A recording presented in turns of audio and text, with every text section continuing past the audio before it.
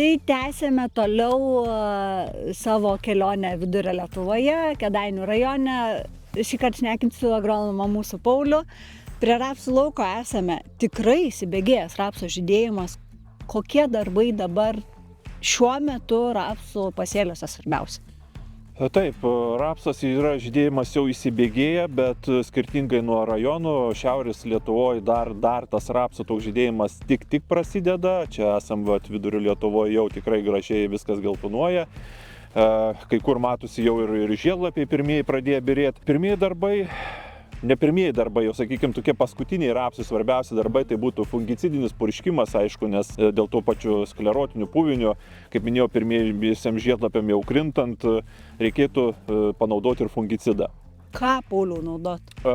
Sena gera technologija, Syngentos rekomenduojama jau daug metų, buvo šiek tiek primiršta, bet tikrai efektyvi. Tai amistaras, azoksistrobinas, litras norma ir tikrai labai gerai veikiantis produktas ir išsprendžiantis tas puvinių problemas.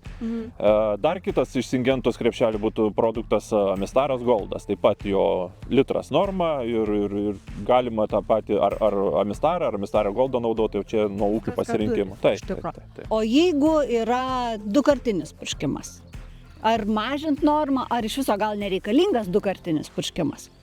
Dukartinis būtų taikomas purškimas tada, kada ūkis turi savaeigį purkštuvą, nes rapsas dabar jisai žydė aktyviai, bet dar jisai ir auga, jisai dar augs. Tai iš mano, kaip sakyt, patirties ir matymo, kas ūkiuose daroma, labai gaunasi neūkiškas dalykas važiuoti ir laužyti rapsą. Tada matosi labai ir išlaužimas, ir vėžis, ir paskui tas rapsas susispaudžia, tenais vėl džiūvimo nebūna, tiesiog technologinis ir didelis problemos. Tai tas vienkartinis ir litras, tai mano galva tikrai jo pakanka ir tikrai, manau, galima išsiversti ir be to antro važiavimo ir nežaloti lauko. Pauliau, ar dabar verta pridėti insekticidą purškiant kartu su fungicidu? Aš manyčiau verta dėl to, kad matom viršūnės pilnai rapsų žydė, o apačios yra pilnai butonų. Ir dabar tas žiedinukas, kada sušils orai, kada bus saulė, jisai tikrai leisis nuo viršutinių, nes viršutinius jisai jau vykdys tokio kaip apdulkinimą. Taip. O apatinis jam dabar pats tas skanėstas. Tai tikrai rekomenduočiau būtinai užsiregistravus vakarinį naktinį purškimą nuo 9 prie fungicidų įsidėti ir insekticidą, tai iš mūsų pusės Karatezion rekomenduoju. Jo veikimas yra kontaktinis ir translaminarinis, tai reiškia, kad jisai turi ir kontaktinį poveikį, bet ir per virškinamąjį traktą. Taip.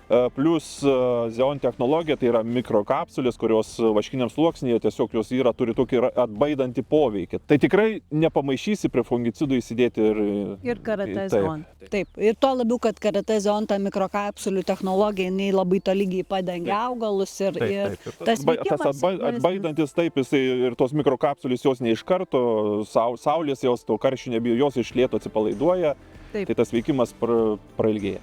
Supratau, tai reiškia viskas. Dabar susižiūrim rapsų ligas, dar truputėlį kenkėjus ir ką toliau? Taip, laukiam orų, iš tikrųjų drėgmės Vidurio Lietuvoje pakanka, tai rapsas tankus, jisai laiko drėgmę tikrai negarina, ant lapų tikrai tos drėgmės bus, tai laukiam to tarpo, pirmų žiedlapių ir...